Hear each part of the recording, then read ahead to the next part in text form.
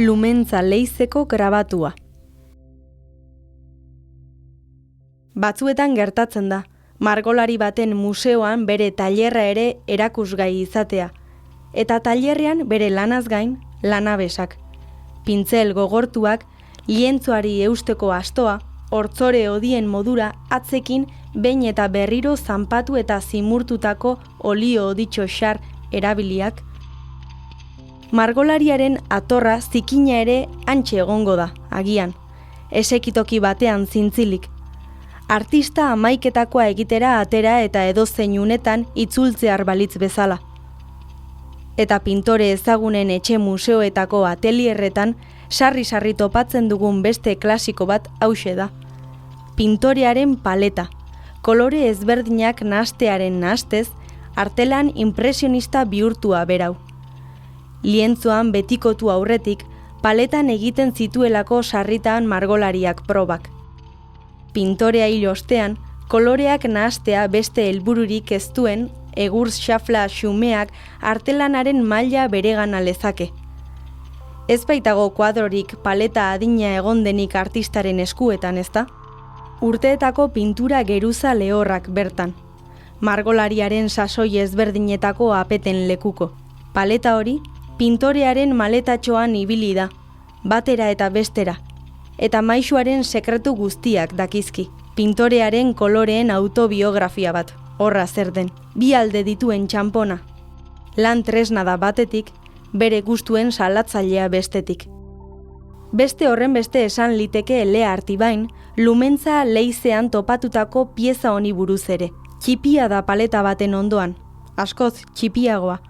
Harritxo gorrikarak 25 zentimetro karratu ditu doi-doi. Berezia da, alde batetik labara artea egiteko okre gorria delako, lanerako materiala. Ez tintarik, ez olio oditxorik, ez margopoterik etzegoen garaian margo gixara erabiltzen zen pigmentu gorrizten iturri. Baina ez hori bakarrik. Artelana ere bada aldi berean. 3 zaldi ditu bertan grabatuta, alde batean 2, eta bestean bat. Aurkian, zaldi baten burua ageri da, eta eifrentzuan zaldi xume 2. 2 marrazkik zaldia oso xamarrik irudikatzen dute. 3. burua baino ez. Zaldiok, altxerri, ekain edo santimaminen ikusten direnen tankerakoak dira.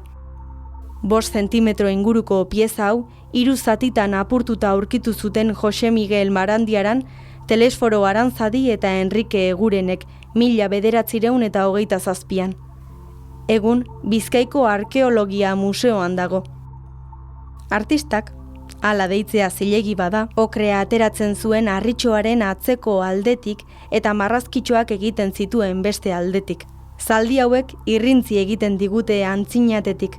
12.500 urte inguru egin dituzte trostan. Harritxoa deitu diogu pieza honi, baina egiaz, hematite bat da, burdinaz eta oksido sortutako minerala.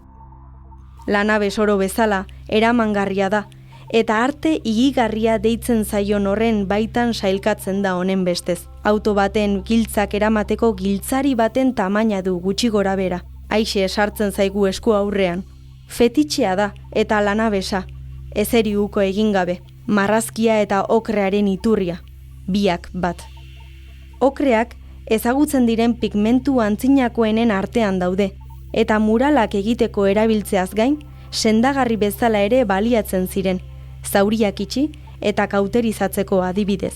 Animaliak eizatzen ari zirela, edo haiekin borrokan arituta nozitutako zaurientzako erremedio gisa erabiltzen zuten gai bera ote zen, animalia haien errepresentazioak marrazteko baliatzen zutena. Betadinearekin marraztea bezala litzateke, ez da guztiz ezinezkoa. Hildakoen gorpuak igurtzitzeko ere erabiltzen zituzten okreak zenbait kulturatan. Egiptoarrek gainera, gorputza apaintzen zuten okreekin azala margotuz. Bazekiten, nonbait, sendatzea margotzea dela, eta margotzea sendatzea. Arteterapia duela 12.500 urte ere, susmo bat baino zerbait gehiago zen. Madeleine Aroan kokatzen da Lumentza Leizeko okrea, bereziki garai artezalea izan zena. Hala adierazten digute hainbat indusketa zein leizetan topatu diren arrastoek. Bitxia da, baina gizakirik apenas marrazten zuten. Narzisoren mitorik gabeko garai bat zen, ispilu aurrekoa, hala deitzea lizentzia bada. Animaliak marrazten zituzten nagusiki. Zaldiak, bisonteak, gerora etorriko ziren atorra eta pintzeldun margolari askori ez bezala, interesgarriagoa iruditzen zitzaien animaliak margotzea, norbere burua margotzea baino. Ondotxo dakigu arkeologia museoetan ezin digutela artistaren atelierra erakutsi. Ez pintura hodi, ez olio margoz tikindutako atorrarik edo kolore paletarik. Eta hala ere, auto baten giltzak eramateko moduko giltzariaren tamainako 5 zentimetroko fetitxe eramangarri honek norbaiten eskuetan bidaiatu zuen. Garrantzitsua izan zen norbaitentzat objektu hau. Agian, gero leize barruan egingo zituen zaldi handiagoen zirriborroak egiteko erabili zuen Moleskin kuadernotxo baten eran. Batek daki. Sortzeko eta saiakerak egiteko tresna izan zela dirudi. Lanabes eta artelan. Patrikako fetitxe. Eta patrikako sendagai ere bai, agian. Entzun duzun hau, Euskal Herriko historia 100 objektutan podcastaren atal bat izan da. Euskal Wikilarien kultura elkartearen proiektua berriarekin elkarlanean ekoitzia. Lumentzako leizeko grabatua Bizkaiko Arkeologia Museoan ikus dezakezu Bilbon. Atal honen gidoia Arkaitz Kanorena da eta Intza Alkainen ahotsean entzun duzu. Sintonia eta soinuteria Nagore Etxabe Antuxunak egin du. Informazio gehiago 100objektu.eus webgunean.